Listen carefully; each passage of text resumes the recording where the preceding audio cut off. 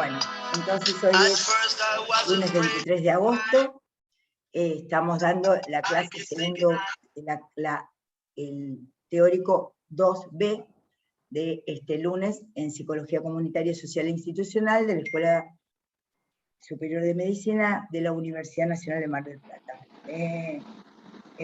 Bueno, a ver, acá está, a ver...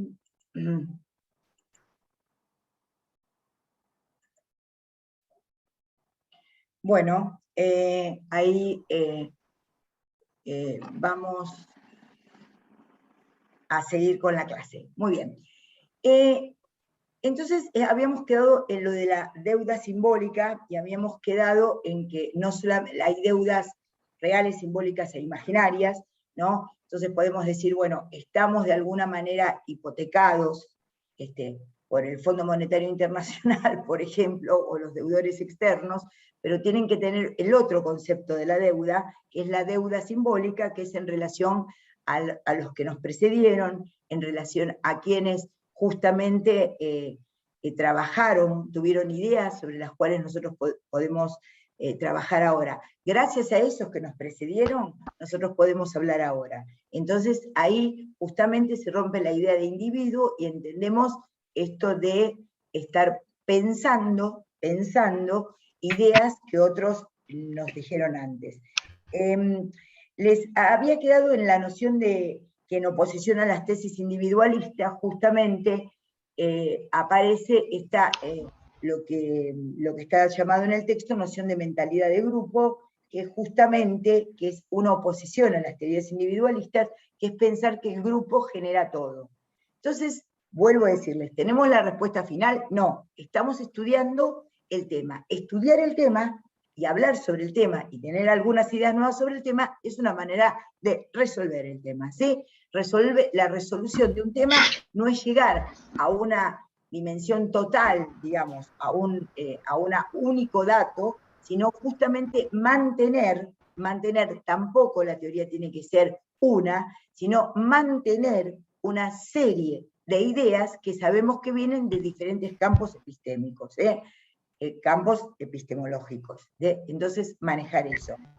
Entonces, la cuestión de que está quien dice, bueno, si el grupo es el mejor mediador, como Ana María Fernández, nosotros también pensamos que el grupo, la comunidad, las acciones tienen que ver con esto, y de hecho, hoy les hemos propuesto que el verdadero y genuino trabajo práctico de la materia sea justamente participar en lo que hoy se va a hacer en la escuela, que es el abrazo al patio, en relación a poder compartir el patio con nuestros estimados y reconocidos nacionalmente colegas del INE, que son personas que también trabajan en la salud pública y que lo que queremos desde la Escuela Superior de Medicina es justamente poder compartir esos espacios. Los espacios, hay un trabajo que se llama Transterritorio que está ahí subido, que es el que yo escribí en relación a esto, tenemos que transformarnos, ¿sí? Y la idea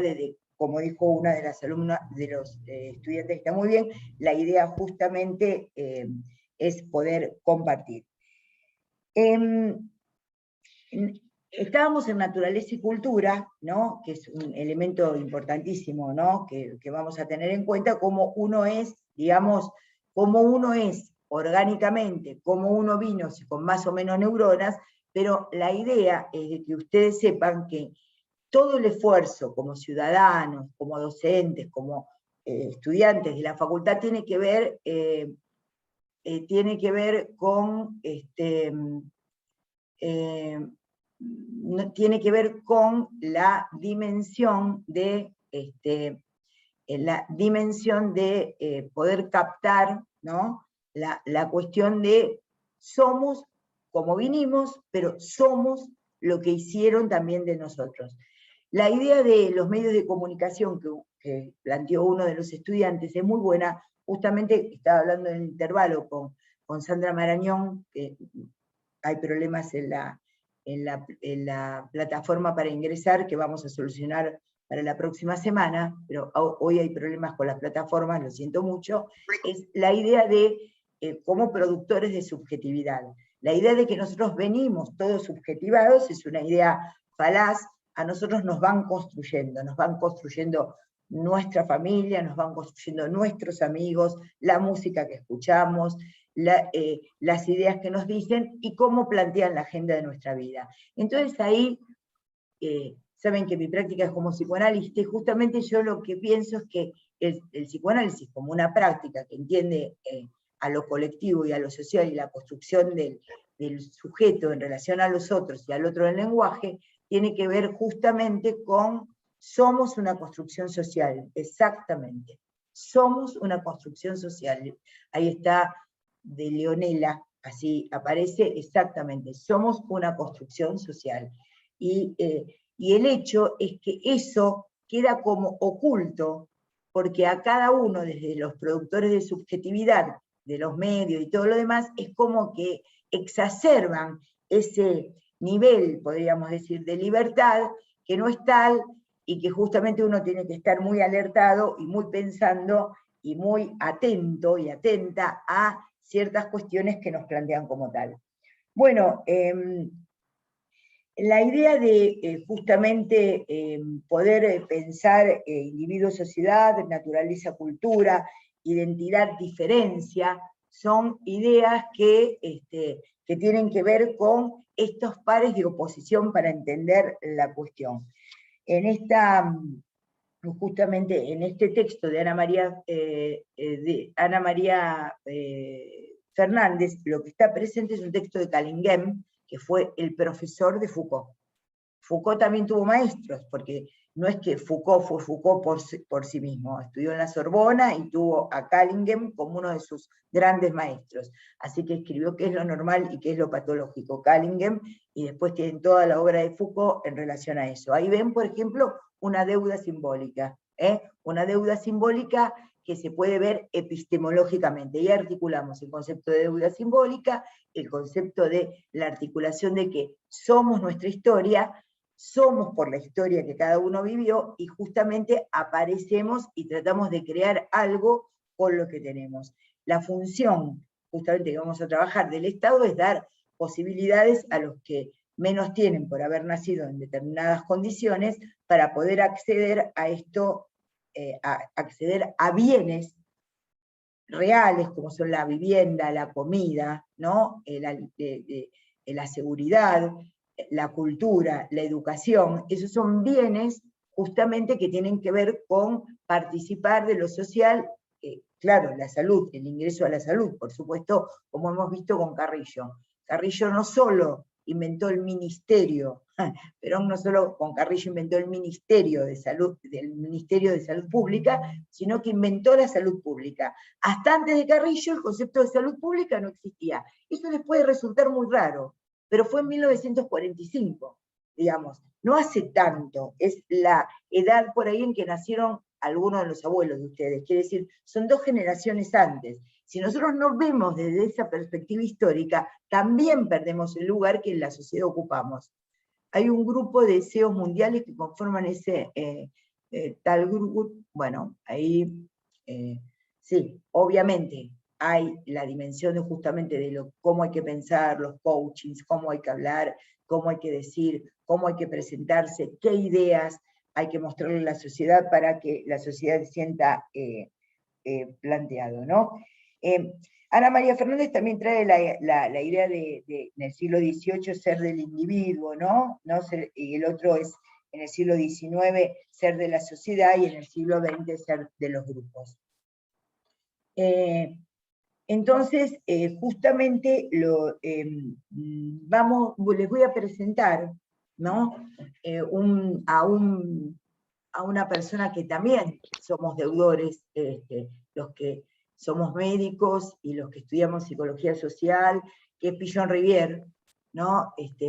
Pillon Rivière justamente fue un médico que nació en 1907, a comienzos de siglo, y que tiene que ver justamente con el creador, que fue el que introdujo, uno de los que introdujo el psicoanálisis a la Argentina, y creó la Escuela de Psicología Social, de donde tantas ideas han surgido. justamente Pillon Rivière, Pillon Rivière nació en Suiza, se naturalizó, los padres lo naturalizaron francés, pero después vino a vivir a Santa Fe, al Chaco santafesino, estudió medicina en Rosario, y se vio siempre muy motivado por lo que era la antropología, y Pillon Rivière es un ejemplo, un ejemplo paradigmático de lo que podríamos decir interculturalidad, porque él aprendió varios idiomas. Él hablaba en francés, después aprendió justamente la lengua de los habitantes del Chaco santafesino, y en tercer término estudió castellano. Así que ustedes ven ahí cómo por ahí lo que está presente es la cuestión de la interculturalidad de Pillon Rivière. Esta interculturalidad de Pillon Rivière es un ejemplo paradigmático de todo lo que él después pudo producir como lo social, ¿no? Entonces, de ahí les traigo esta idea del creador de la psicología social en la Argentina, ver algunas ideas de Pillon Rivière en donde él también trató de explicar esta tensión individuo-sociedad, sujeto-sociedad. Él desde el psicoanálisis aportó al campo social ideas que tienen que ver justamente con esta tensión. Y uno de los elementos, por ejemplo, él creó lo que se llamaba ECRO, es una sigla que se llama Esquema Conceptual, Referencial y Operativo, y trajo una idea. Yo estudié en la escuela de Pillon Rivière y lo conocí a Pillon Rivière en los nefastos años de la dictadura, donde él tenía la escuela de psicología social en Buenos Aires, y tuve la suerte de poder conocerlo y que me diera una clase. Él se murió en el 77, me parece 78, se murió durante el proceso de la dictadura militar. Pillon Rivière trae una idea que tiene que ver mucho con lo que estamos hablando, y que tiene que ver también con cómo se arman los grupos operativos de trabajo en diferentes áreas, no solo en la salud ni en la psicología menos, sino que es el de grupo justamente no homogéneo, de un grupo heterogéneo. Pillon Rivière trae la idea de que cuanto más mezclados sean los grupos, mejor van a funcionar. Esta idea, que es una idea que se toma como tal, digamos, como no se le da al autor, es Pillon Rivière, y estos grupos operativos trabajaban en relación a que él decía que era mucho mejor estar reuniendo heterogeneidades, diferencias. Pillon Rivière era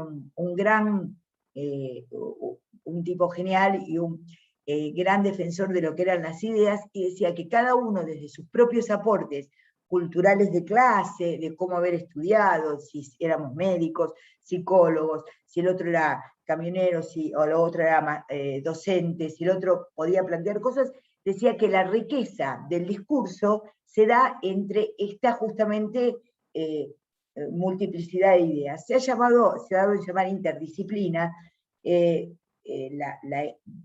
planteo de las disciplinas. Las disciplinas, no solo que están planteadas como tales, no solo lo vamos a pensar desde cómo está formado desde un grupo, desde un estudio de grado el docente.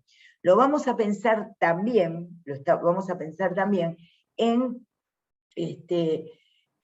la cuestión de poder ver que cada uno trae un acervo cultural diferente. Ustedes lo verán, porque por ahí algunos vienen de colegios públicos, otros vienen desde colegios privados, algunos escuchan una música, otros escuchan otra, y cómo por ahí hay diferencias. Por ejemplo, si ustedes se ponen a ver las cuestiones sociales que con esto aparece, por ejemplo, la lectura de cuando llaman los Pilis y, bueno, las Pilares y los Martínez, ¿no? Cómo por ahí eso es una creación colectiva, cuando yo era joven se llamaban chetos, ¿no? Y cómo por ahí como por ahí lo que está presente es la idea de que por ejemplo, cada época va marcando una manera diferente de plantear a quienes consumen determinado tipo de cultura, consumen determinada música, consumen determinadas ideas, y otros que van a poder pensar de otra manera. Por ejemplo, hay gente en el CONICET, en la revista Anfibia, que es una revista,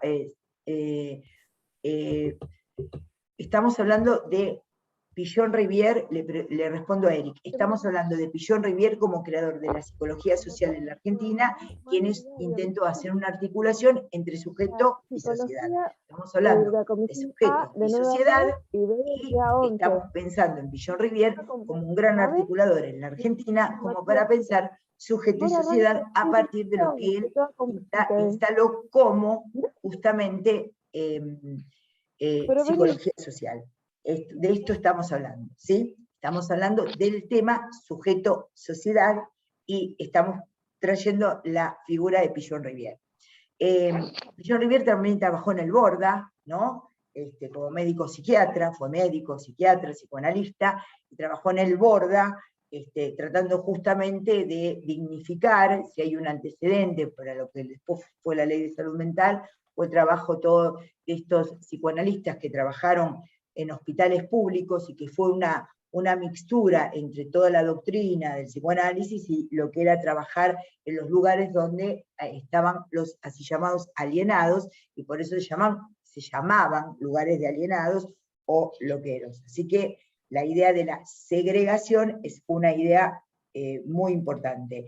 Entonces, la idea de segregar, se segrega, se construyen sus subjetividades y quedan personas justamente por fuera de esto, que tienen que ver con la idea de poder pensar a qué grupo se pertenece. Si ustedes lo ven, la universidad pública tiene como idea eso justamente, la idea de poder igualar condiciones, igualar oportunidades. El Estado tiene como función igualar las oportunidades que tienen los sujetos. Los estados que están conducidos por determinados gobiernos de turno tienen algunas ideas más segregativas, que los que nacieron pobres mueran pobres y no vayan a la facultad. Otras ideas son justamente la de abrir la facultad pública donde justamente aparezca una enseñanza de lo público.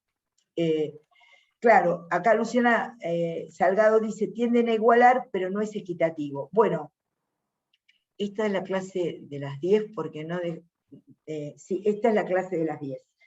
Esta es la clase de las 10 y la clase de las 9, y de las 10 van a quedar grabados. Bueno, vamos a pensar en lo equitativo. Hay políticas que tienden justamente a tratar de igualar, digamos, posibilidades, de igualar en el sentido no de romper con las diferencias, sino con trabajar en el punto de las desventajas, porque las sociedades siempre van a presentar diferencias de las diferentes provincias, cada uno tiene su cultura, tiene su historia, entonces el concepto de historia es muy importante. Entonces, bueno, el Estado trata justamente, será más o menos equitativo, bueno, eso sería a discutir, no tiende a igualar en los fines. Creo que justamente los estados más democráticos tienen como función tienen la función de reducir los obstáculos que tienen determinadas clases sociales más marginadas para acceder a bienes como salud, educación, vivienda, alimentación. ¿Se entiende? Entonces, esa es la idea de poder pensar de qué soy sujeto, a qué soy deudora de qué ideas políticas. Aunque no las tenga, digamos, ¿por qué aparece la educación pública, la salud pública, la idea de que haya bienes que sean distribuidos de una manera más equitativa? ¿Se logrará o no? Bueno, según también los procesos históricos, cómo son vividos y cómo se participa, ¿no? Bueno, ahí Sandra Marañón está explicando. Bueno, entonces la idea que ustedes tienen es, tenemos sujeto y sociedad, los mediadores, los paradigmas disyuntivos, y qué mediadores hay, dando como una respuesta a estos paradigmas disyuntivos, ¿sí? Entre sujeto y sociedad. La idea de esta cátedra es también aportar ideas justamente en esa tensión.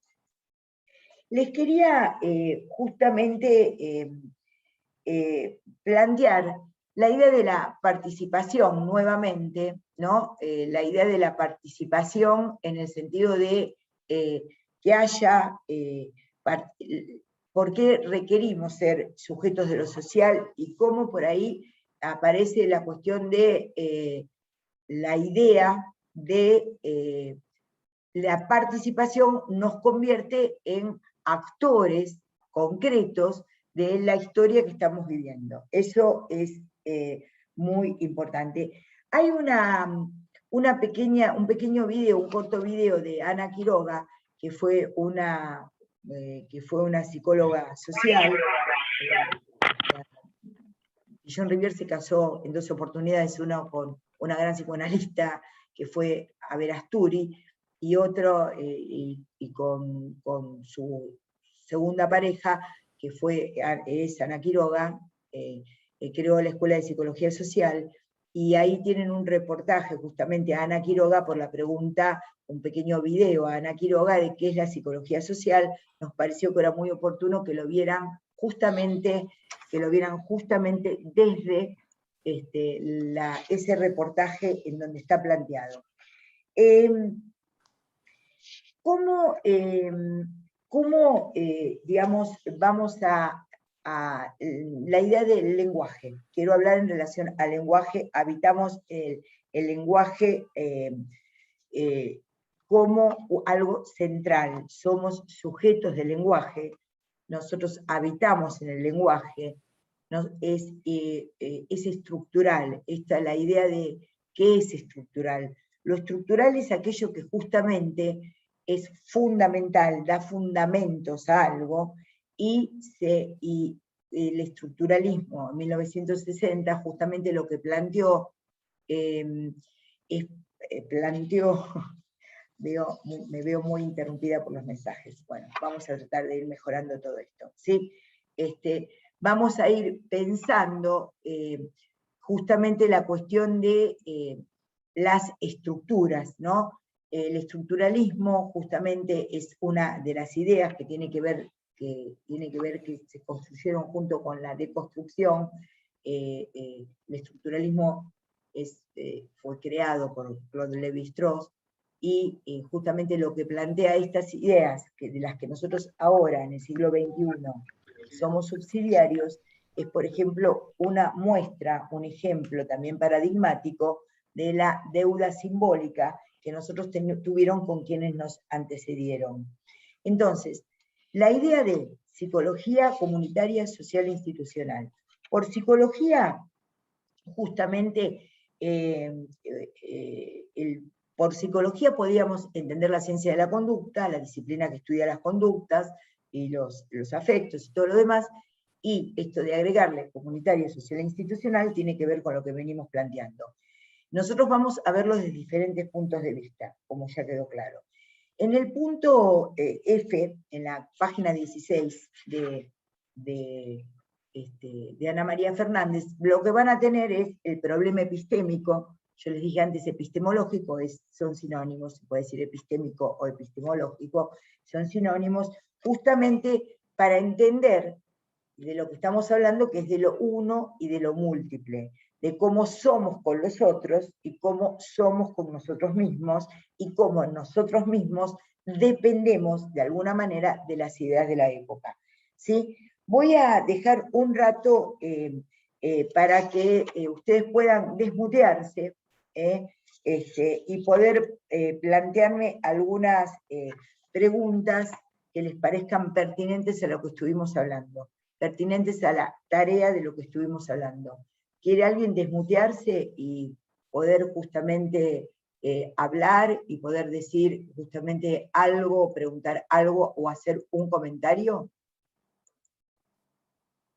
¿Alguien quiere comentar algo y preguntarme algo en esta última parte de lo que vinimos trabajando?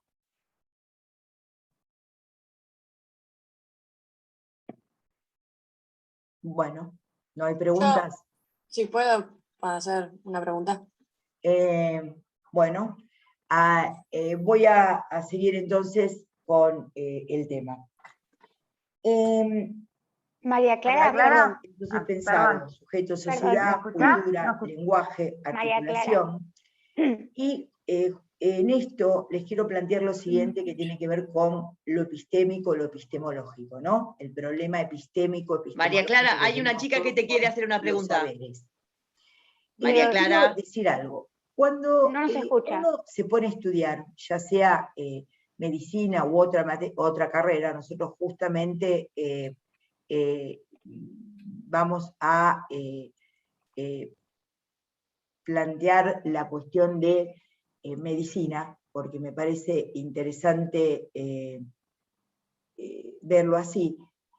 Ustedes van a ver que cada materia les va a plantear un glosario, palabras nuevas, palabras diferentes, que ustedes van a poder ir aprendiendo, pero en principio se van a ver que esto de poder pensar al sujeto en el lenguaje y al sujeto en sociedad, les van a traer ciertas dificultades. Hay algo que tiene que ver con... un instante.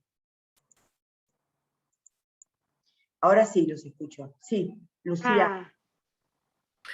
No, le quería decir eso, que no lo escuchaba. Sí. Lorea, ahora Isabela, puedes decirla. Isabela, la pregunta. Ahí está. Hola, profe. Sí, yo quería hacerte una pregunta. Hola, buenos días. Con todo lo que estabas hablando antes, en el primer video, en realidad, acerca de que nosotros, digamos, por más que creamos que somos individuos que pensamos solos, digamos, que no es así, que estamos, no sé, como intervenidos por la sociedad. Muy bien dicho, mi pregunta era, ¿cómo, por ejemplo, antes, hace mucho tiempo, por ejemplo, con la religión, cuando antes era todo catolicismo, cómo empezaron ciertas personas a replantearse eso y generar otra idea, si todo lo que ellos, o sea, por ejemplo, ahora con el tema de la comunicación y la tecnología, es como que tenemos un panorama más grande porque tenemos recursos para enterarnos de un montón de cosas de otros lados del mundo. Pero cuando antes esto no existía y uno nacía en una sociedad en la que todo estaba impuesto, ¿cómo surgió gente pensando ideas diferentes? ¿Cómo, ¿De dónde salió eso? Qué buena pregunta, qué buena pregunta. Muchas gracias, qué buena pregunta. Una de las cuestiones que una vez me habían hecho un meme, otros no me los deben haber mostrado los estudiantes de antes, pero un meme que decía muy buena pregunta, la verdad que muy buena pregunta. Claro, está muy bien lo que decís. ¿Ustedes vieron la curva de Gauss, ya que es la curva de distribución de las poblaciones? ¿Sí? ¿Han visto el concepto de curva Gauss? Bueno, uno podría decir, vieron que hay desvíos estándar en la curva de Gauss, ¿no? De alguna manera, estamos, según lo que estemos estudiando, podemos decir, estamos en un sentido dentro de la curva de Gauss. Por ejemplo, si se habla de alturas de las mujeres en la Argentina, estamos en el centro de la curva, en la campana de Gauss, las que por ahí medimos de, no sé, de 1,55 a 1,65, por ejemplo, en edad adulta, por ejemplo. Es algo que pienso. Ahí estamos en el medio de la curva de Gauss. Por ahí ya los que, si estamos trabajando, y estarán los más altos en el desvío estándar a la derecha, los más bajos a la izquierda, ¿no? Esto también pasa con las ideas. Siempre hay vanguardias, es muy interesante lo que decís, siempre hay vanguardias, siempre hay el producto, por ejemplo, Pillon Rivière. ¿Por qué Pillon Rivière no fue un médico tradicional que se quedó atendiendo franceses y suizos en la Argentina? Hay encuentros azarosos a veces de la vida, hay encuentros, por eso es muy importante la participación del Estado para que se produzcan estos encuentros con alguien que nos aviva, con alguien que nos aviva, con alguien que nos, de alguna manera, cambia la forma de ver las cosas. Hay encuentros con los libros, y eso va configurando gente que puede salirse de la curva de Gauss y constituye las vanguardias. Hay gente que, siendo sujetos de la misma clase social que otros, y que tenían parecidas oportunidades, ustedes lo van a ver con ustedes mismos. Si ustedes lo ven retrospectivamente, también se van a dar cuenta cómo por ahí, algunos yendo a los mismos colegios y escuchando las mismas cosas, a alguien se le ocurría, por ejemplo, como a vos, ¿cómo te llamás? Perdón, ¿de nombre? Isabela. Isabela. Y a vos, Isabela, se te ocurrió preguntar esto. Había muchos escuchando y a vos se te ocurrió preguntar esto. ¿Por qué? Porque somos también sujetos de la historia, por eso dije la escena privada y la escena pública. El primero que escribe sobre la escena privada y la escena pública es Hegel, en la fenomenología del espíritu, y por ahí esto ya genera algo diferente, porque siempre hay gente que puede establecer tendencia, y gente que uno podría decir, ¿cómo se armaron las revoluciones? Se armaron las revoluciones a partir de ciertas cuestiones, de ciertas personas que pudieron enlazarse unas con otras y constituir revoluciones tecnológicas, que pudieron descubrir revoluciones sociales, digamos. Desde ustedes pueden pensar cómo fue liberada Cuba de Batista, digamos, cómo se le ocurrió a Fidel reunir un grupo de gente y tomar Sierra Maestra, y ahí siempre hay como vanguardias. Lo que hay que tener cuidado es con las vanguardias iluminadas, ¿no? Porque la idea es que aparecen líderes, y líderes que a veces, Pichon Rivière también habla de eso, por supuesto, ¿no? Aparecen líderes que son más autocráticos, líderes que son más laissez-faire. Autocráticos son cuando son justamente más déspotas. Laissez-faire, que es una palabra en francés, un concepto en francés, es líderes que dejan hacer, y hay otros que son más democráticos, dice Pichon Rivière, son más participativos. Entonces, hay emergencias de sujetos que hacen obra, que hacen marca. Es interesantísima la pregunta. Uno se suelta de algo, eso puede corresponder a un proceso que esté, mirá vos qué interesante lo que preguntaste, intermediando entre lo social y lo personal, entre el sujeto y la sociedad. La sociedad le permite a uno ir en un momento, por ejemplo, alguien viajó de casualidad a París en el 68, ¿me entienden? Y ve el movimiento de la vanguardia francesa que estaba haciendo el mayo del 68, y quedó totalmente cambiado por esa idea. Vamos a una cuestión más de nuestro país y más actual. Por ahí alguien escucha hablar a uno de una manera y eso le cambia la forma de pensar. A veces son azarosos esos encuentros. Lo que se trata con la educación pública organizada, abierta, es que haya más posibilidad de encontrarse con esas ideas, que no dependa del azar constituido por los dueños del turno, los dueños del poder, y que los saberes sean totalmente dirigidos. Pero siempre hay personas que con su discurso hacen vanguardia. Mira, los autores que les enseñamos, Freud, Lacan, Foucault, fueron seres que, habiendo habitado su propio espacio cultural, traspasaron su espacio cultural. Hay alguien que se está riendo, que tiene todo el derecho del mundo, pero muteate para que podamos seguir escuchando a los otros. Es muy interesante. Hay siempre movimientos que, hablamos de las abuelas y madres de Plaza de Mayo, digamos, porque hubo un grupo que se quedó asustado, llorando en la casa. Hubo gente que salió. Esos primeros que logran generar, transmitir, esas personas son vanguardia de la época. Son personas que van construyendo discursos.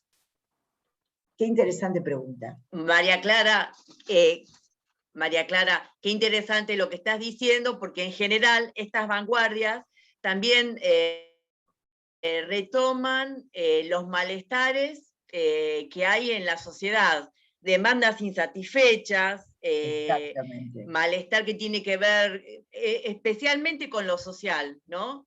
Y que se pueden organizar pensando una alternativa de salida colectiva. Así que bueno, esto también, por ahí el ejemplo que tenemos es el de madres y abuelas, pero también lo podemos pensar con el movimiento feminista, cómo por ahí empezó una ola de demandas y muchos pueden decir, como vos sostenías en el primer teórico, que bueno, que uno podía conducir más o menos, darle algunas, no sé, algunos beneficios del movimiento, y después todo lo que siguió subterráneamente fue superador para el movimiento, ¿no? No solamente en la Argentina, sino de América Latina. Exactamente. María Clara. Sí. María Clara. Esperen puede que ser que... Sí, estoy tratando de darles darles la cámara, pero no sé por qué, ahí ya sé por qué, ahí está.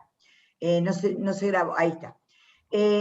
Claro, sí, te escucho, Sandra.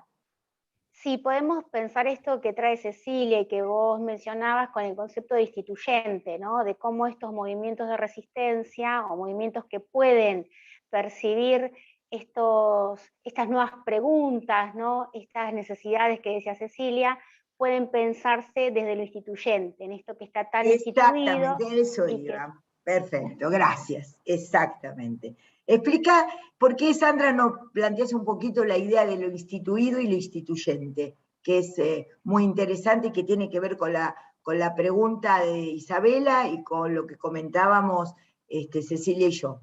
Plantea un poco este concepto de lo instituido y lo instituyente.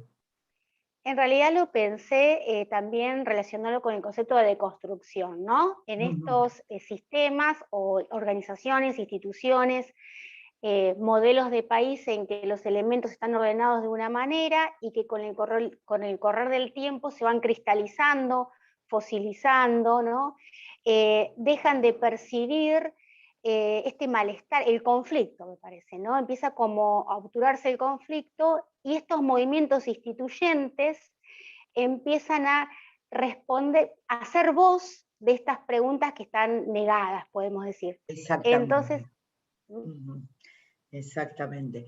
Esta idea de lo instituido como lo que está, por ejemplo, como lo que está como está marcado como lo bueno del momento. Hay gente que tiene que ver con lo que veníamos diciendo del lenguaje, que sabe leer ciertos malestares, porque la realidad, ustedes tienen que, lo van a ver, y ya lo estamos viendo, es una construcción social. Entonces, si uno está avispado, sabe leer signos. Es como, por ejemplo, si ustedes no tienen la idea de lo que es ictericia, viene un paciente con el color amarillo en la esclerótica, y ustedes dicen, mira vos qué casualidad. Entonces, no es casualidad. Si ustedes tienen el concepto de lo que es ictericia, leen la realidad. Entonces, si ustedes tienen el concepto de que el paciente se equivocó porque tomó tal cosa, o viene con algo que no puede decir, es porque leen. Entonces, ¿cómo se produce el cambio? Que es la pregunta, me parece que estaba en la pregunta de Isabela. ¿Cómo se producen los cambios? Porque uno sabe leer, interpretar los signos de la época. Si uno no sabe interpretar los signos de la época, nunca sale de la época. Entonces podríamos decir, no, para tomar la palabra antiguo, que yo tengo mi respeto porque uno dice la Grecia antigua, la filosofía antigua, eso epistémicamente tiene un sentido, pero nosotros decimos más que antiguo es, podríamos decir, de alguna manera conservador. ¿Cómo hay una tendencia conservadora y cómo pueden aparecer tendencias innovadoras? Entonces, lo conservador es lo instituido y lo que va a cambiar es instituyente, ¿se entiende? Entonces, ahí es interesante poder plantear esto, digamos, lo instituido y lo instituyente, ¿sí?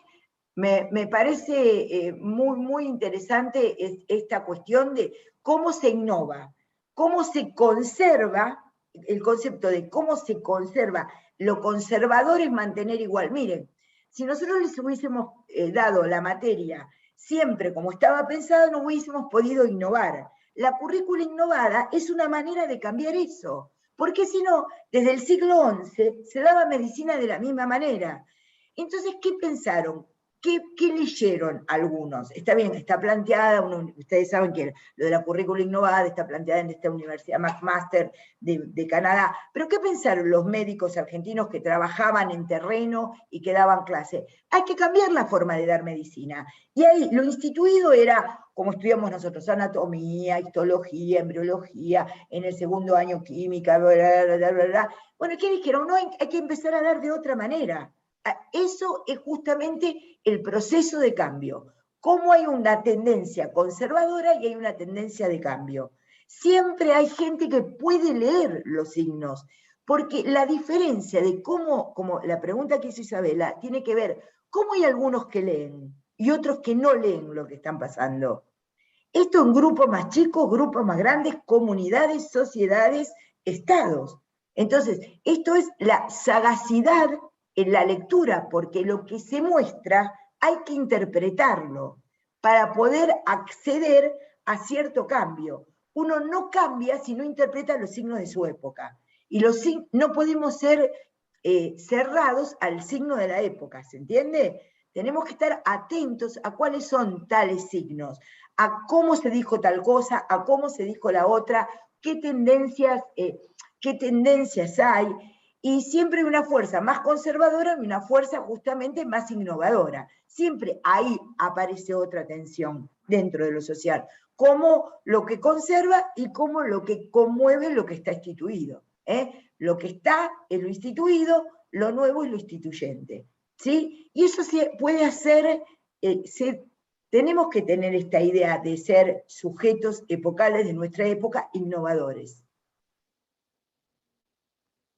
Ahí preguntaban, María Clara, si tenía que ver con la deconstrucción, y por ahí retomar esto, ¿no?, que vos habías traído en la primera clase. Lucía, ¿querés hacer alguna pregunta?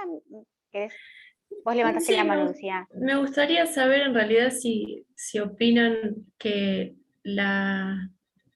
esta innovación surge siempre desde un lugar de lo incómodo, o desde esta lectura que uno hace de que algo anda mal, entonces se tiene que cambiar. Y, digamos... Muy bien, sí, sí. Muy bien, sí. Muchas gracias. Muy buena pregunta también. Claro, uno puede leer la incomodidad propia, Lucía, y uno puede leer la incomodidad del otro. Lo que vamos a leer como malestar en la cultura, en Freud. Uno puede ver sectores de malestar. Tiene que haber un malestar para cambiar. Lo que pasa es que el malestar no es general a toda la sociedad.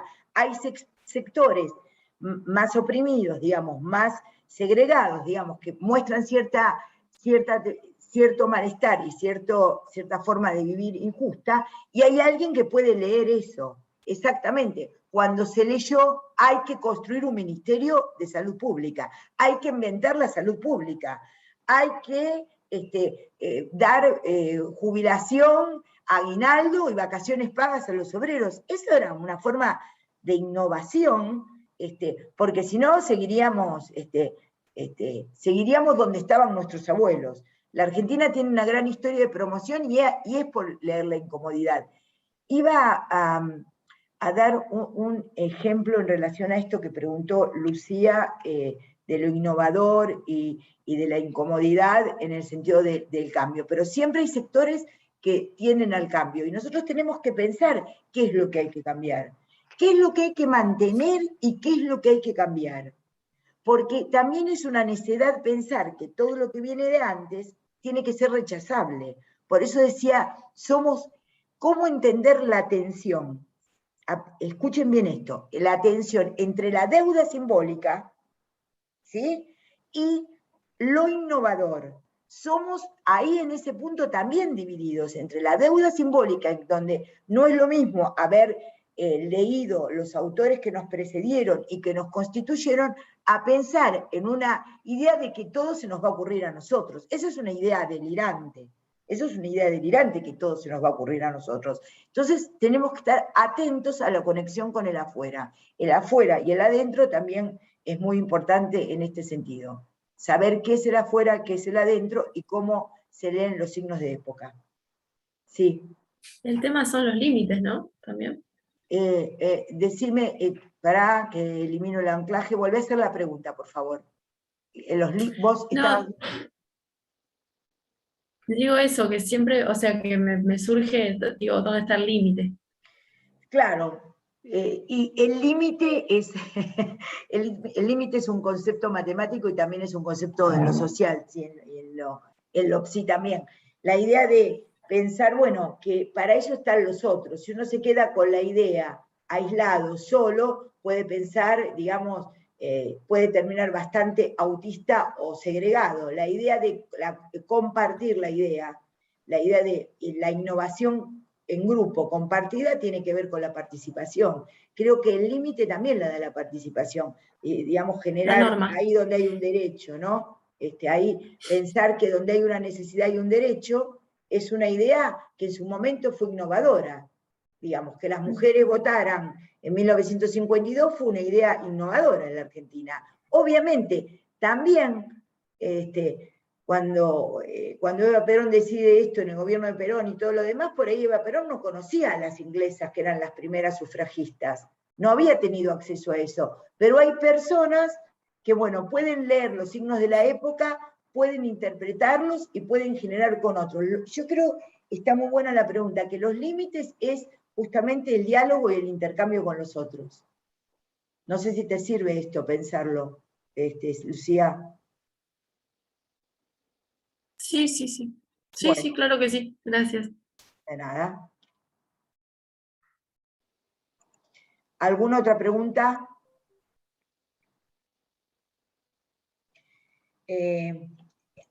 Profe, Sí. una Perdón, pregunta. digo esto y ya te hago intervenir. ¿Cuál es tu nombre? Jonathan. Jonathan, yo estoy con vos. Hay una cuestión que les quiero plantear también, que tiene que ver con sujetos, sociedad, cultura, ¿no? En general, hay áreas que se llaman centrales, ¿no? Que son las que producen las subjetividades de la época. Entonces, ¿qué es lo que corresponde? No, cuando yo era joven había que ir con determinadas zapatillas,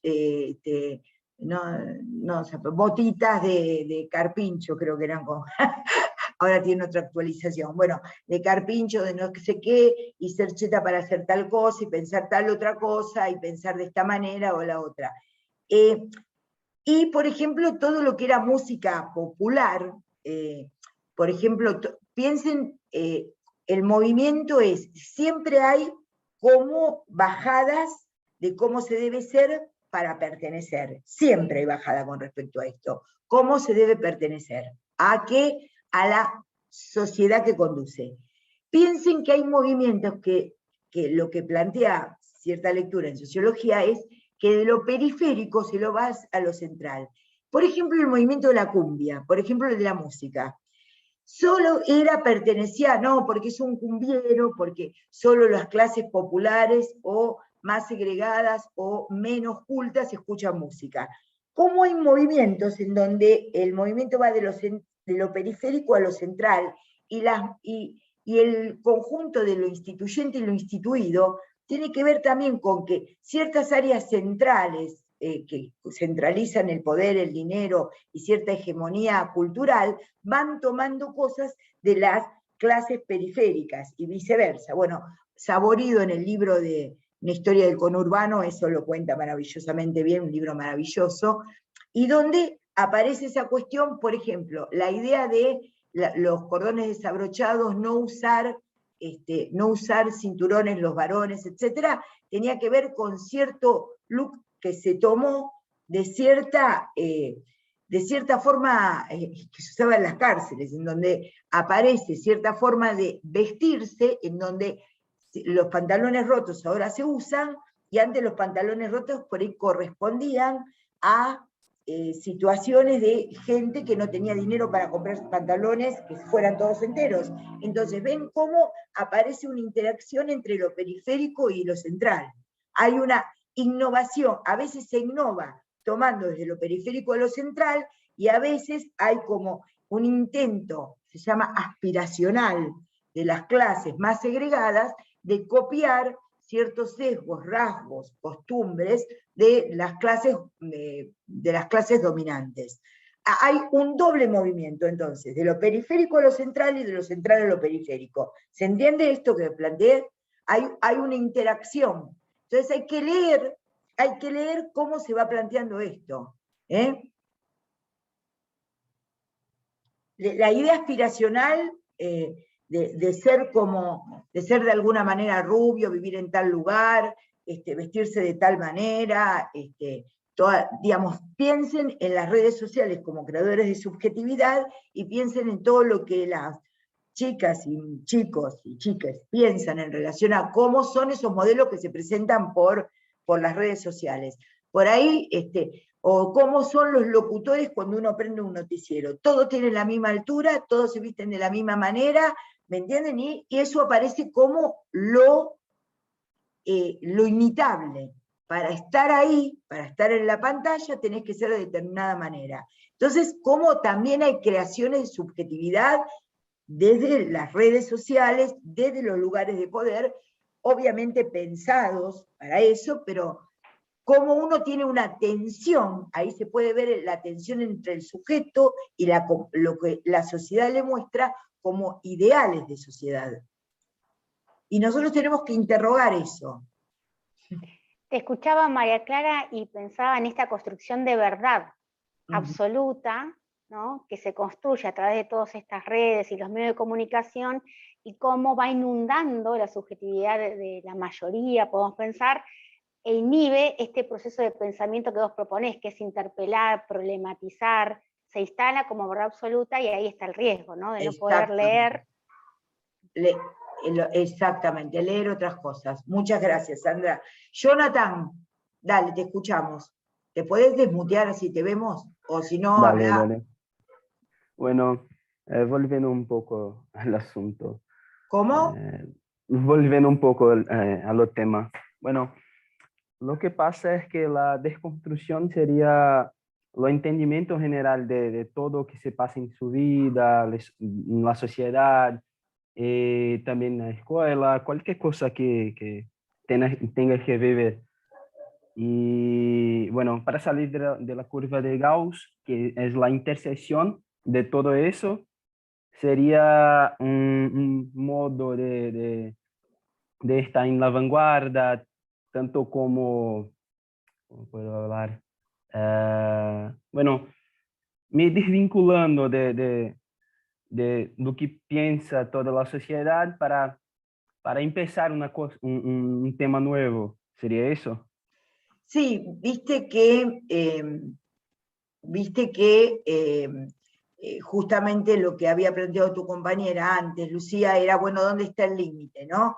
Por eso digo, la lectura es llevar como de alguna manera la articulación entre lo instituido y lo instituyente, desde lo conservador y lo innovador, y bueno, por ahí uno tiene una idea que no produce el cambio que uno quería, o no tiene la recepción en los otros que uno quería. Entonces, bueno, esas son ideas. Por eso Sandra les decía lo de ir problematizando las cuestiones, en el sentido de que ahí vemos ciertas tensiones, lo periférico y lo central, el sujeto y la sociedad, los ideales y las realidades. Digamos, son todos pares de oposición, ideal, real, periférico, central, ¿se entiende?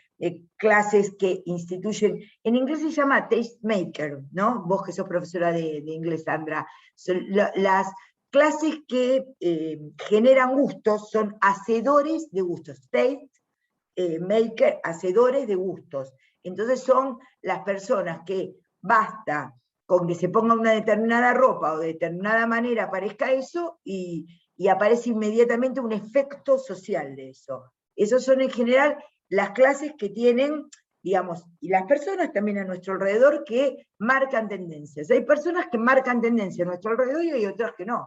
Ustedes lo verán eso. Lo deben haber visto en la vida del colegio. Hay gente que marca tendencias desde el cambio, hay gente que marca la tendencia desde el conservadurismo, quién es la que manda, ¿no? Los pilis y las milis. ¿no? ¿Quién manda, quién no manda? ¿Quién entra a un grupo, quién no entra a otro grupo? ¿Cómo se dividen, aún en pequeños grupos, cómo hay estos movimientos segregatorios?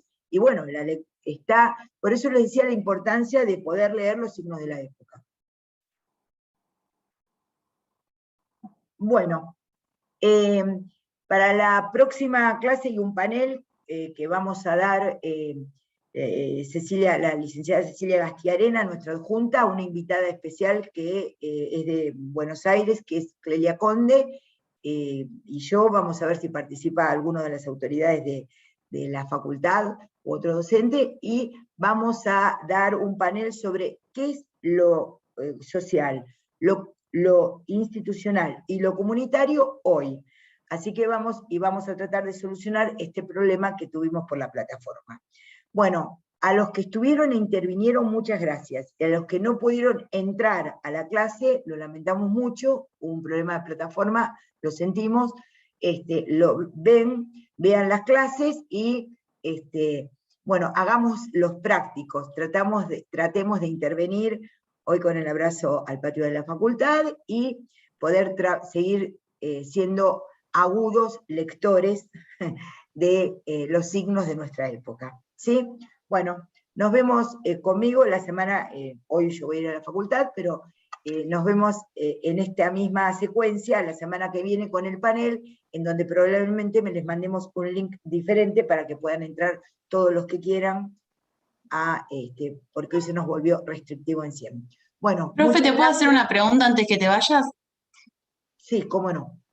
En el campus ayer yo vi que hay un foro en el que pusieron temas como de debate. No sé si era una actividad o si es algo que fueron poniendo distintos alumnos, porque no sabía qué completar porque no leí en ningún lado la consigna, bueno, digamos. Un instante. Agustina. Un instante, vos sos Agustina, un instante que doy por completada esta clase. Nos vemos, vamos a seguir hablando entre nosotros y ahora operativamente intervenimos en esto, pero voy a cerrar la grabación para que quede la clase 2B con lo que habíamos planteado. Bueno, muchas gracias y hasta la próxima. Un instante.